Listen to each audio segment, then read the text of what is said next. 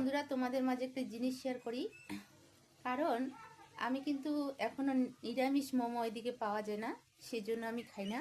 তো সেটা আমি আজকে বাড়িতে বানিয়ে সেটা খাবো। চলো, সেটা হচ্ছে একেবারেই নিরামিষ। চলো, এখানে দেখো এটা ময়দা, তো ময়দা মেখে নিয়েছি। তো চলো বন্ধুরা, কীভাবে মোমো রেডি করা যায় দেখি। তো এই যে ময়দা একটা আমি এখানে কি সুন্দরভাবে এটা বানিয়ে নিলাম। এখানে অনেক কিছু আছে। এখানে হচ্ছে কাঁচা লঙ্কা, গাজর, আর হচ্ছে আদা বাটা, আর হচ্ছে কি গাজর আছে, বাঁধাকপি আছে, তারপরে মূলো আছে, অনেক কিছু এটা আছে। এটাকে ভালোভাবে আমি বানালাম।